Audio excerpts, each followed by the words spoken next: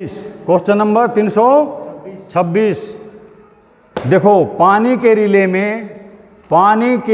में एक की बजाय दो लाइन बिछाने से क्या फ़ायदा होता है हमारे को। पानी का जब हम रिले करते हैं एक की बजाय दो लाइन बिछाने से हमने क्या फ़ायदा होता है। ऑप्शन ए आसानी से मैनेज किया जा सकता है, ऑप्शन बी पानी कम किया जा सकता है, ऑप्शन सी घर्षण कम किया जा सकता है, ऑप्शन डी घर्षण को बढ़ाया जा सकता है। तो राइट आंसर है घर्षण को कम किया जा सकता है। भाई घर्षण को कम किया जा सकता है।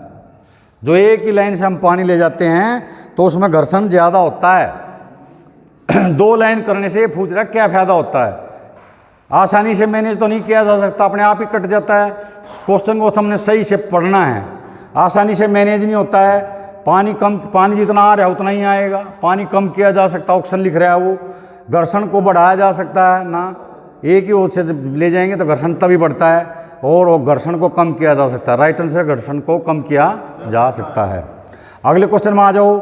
अग्निशमन के दौरान यानी कि फायर फाइटिंग के दौरान क्षतिग्रस्त होने वाली संपत्ति को, क्षतिग्रस्त यानी कि हानि पहुंचने वाली संपत्ति को हटाने या बचाने को इसे क्या कहते हैं। जब तुम फायर फाइटिंग कर रहे हो तो वहाँ जो संपत्ति है उस संपत्ति को हटाने या बचाने को क्या कहते हैं। ऑप्शन ए सुरक्षित ऑपरेशन, सुरक्षित ऑपरेशन, बी नमूना operation, C safe operation, D salvage operation. तो इसको हम बोलते हैं वहाँ पर साल्वेज ऑपरेशन। क्या बोलते हैं? Salvage operation. हिंदी है इसकी निस्तारण संचालन।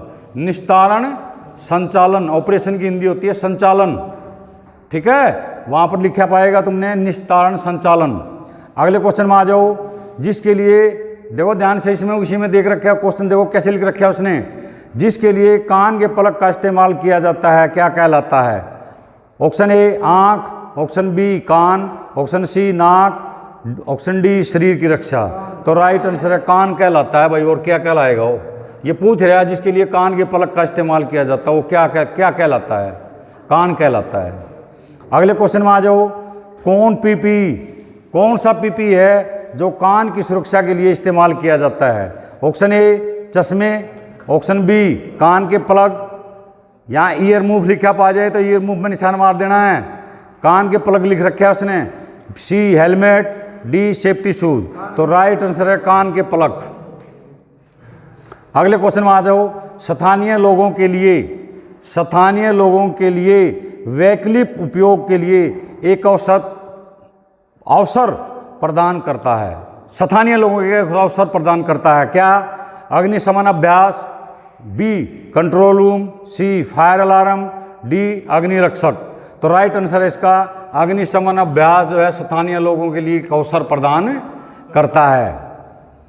अगले क्वेश्चन में आओ। निम्नलिखित में से कौन सामग्री का उपयोग औद्योगिक इमारतों में सीढ़ी के रास्ते बनाने के लिए उपयोग किया जाता है। निम्नलिखित सामग्री में से कौन सी सामग्री बतानी है तुमने, और कौन सी है जो औद्योगिक संस्थानों में सीढ़ी के रास्ते बनाने में उपयोग किया जाता है। ऑप्शन दे रखे उसने। ए लकड़ी, बी हल्का लकड़ी, सी अग्निरोधी, डी फैंसी। तो अग्निरोधी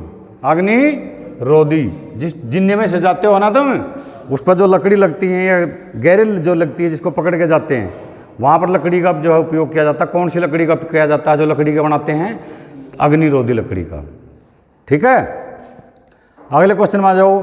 आग लगने के समय एक कारखाने के भाग से दूरी कितनी होनी चाहिए। जैसे हमारे सामने कोई फैक्ट्री है, उसमें आग लग जाती है तो उस वक्त कम से कम हमारी फैक्ट्री में ना आए, कितनी दूरी कम से कम होनी चाहिए, ये पूछ रहा हो। Option A 5 meter, option B 15 meter, option C 7 meter, option D 10 meter. तो राइट आंसर है 15 मीटर कम से कम हो हमारी फैक्ट्री से जहाँ आग लग रही हो। 15 मीटर यानी कि 50 फीट के आसपास दूर हो हमारी फैक्ट्री से। और 10 मीटर पे 5 मीटर पे लग रही है तो हमने अलर्ट हो जाना चाहिए कि यह आग हमारी फैक्ट्री के अंदर आ सकती है। अगले क्वेश्चन में आ जाओ। वह कौन सी सामग्री कहलाती है, उसी में से घुमा के पूछ रहे हो। वह कौन सी सामग्री कहलाती है जिसे विशेष तापमान की आग को कुछ अवधि के लिए रोक सकता है, कुछ समय के लिए रोक सकता है। ऑप्शन ए फायर मैट्रिक्स, देखो शब्द कैसे दे रखा है। Option A fire matrix, option B अग्नि सुरक्षा, option C fire ball, option D अग्निरोधी। तो राइट आंसर है अग्निरोधी। वह कौन सी सामग्री कहलाती है जो कुछ समय के लिए आग का प्रतिरोध करती है, उसको बोलते हैं, उस सामग्री को बोलते हैं हम अग्निरोधी। अग्निरोधी, फायर रेसिस्टेंस।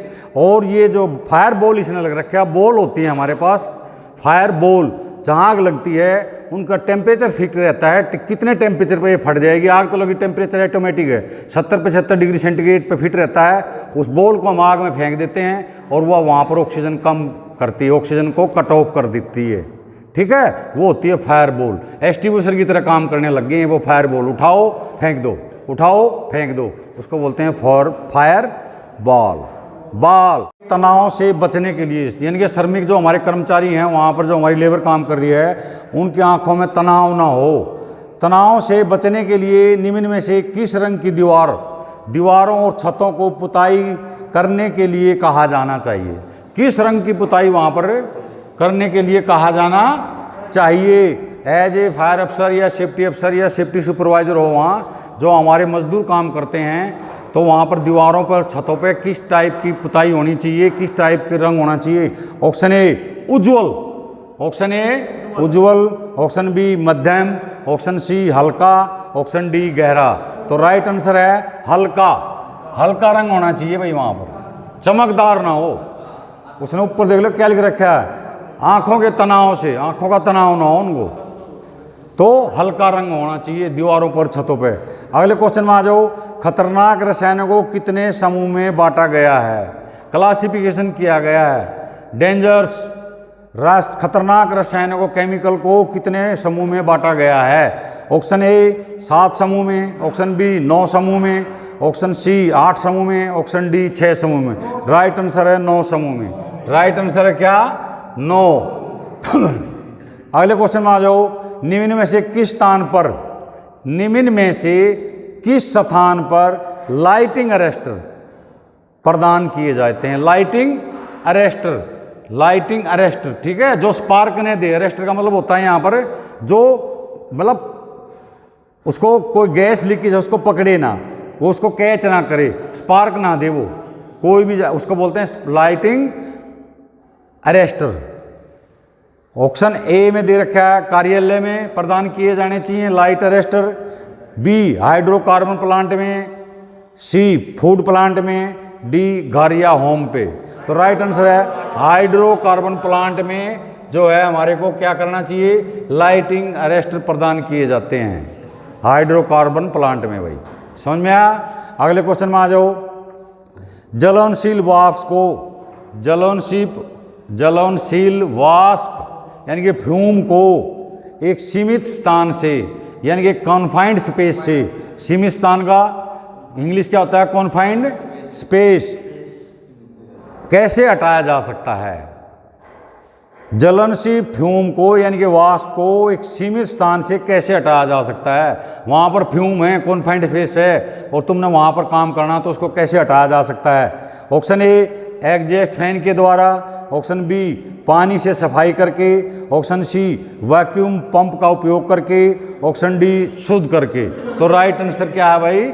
शुद्ध करके उसको वहाँ कॉन्फाइंड स्पेस से हमने ज्वलनशील वाष्प को हटा सकते हैं। अगले क्वेश्चन में आ जाओ। निम्न में से कौन सा स्प्रे है वो पेट्रोल की आग के लिए अनुपयुक्त है? पेट्रोल की आग के लिए अनुपयुक्त है, जबकि इसमें फैलने की प्रवृत्ति है। अगर उसमें हम जो है कुछ मारते हैं तो उसमें आग फैल जाती है, तो अनुपयुक्त है। कौन सा है पेट्रोल की आग में? खाली option A BCF, option B पानी, option C CO2, option D foam या झाग लिखा पाएगा। तो राइट आंसर है पानी। पानी पेट्रोल की आग में अनुपयुक्त है।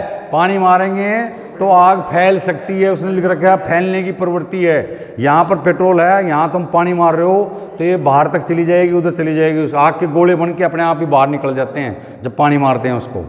ठीक है, तो पानी है यहाँ पर राइट आंसर। पेट्रोल की आग में कौन सा स्प्रे अनुपयुक्त है पूछ रहे हो, अनुपयुक्त लिखना है।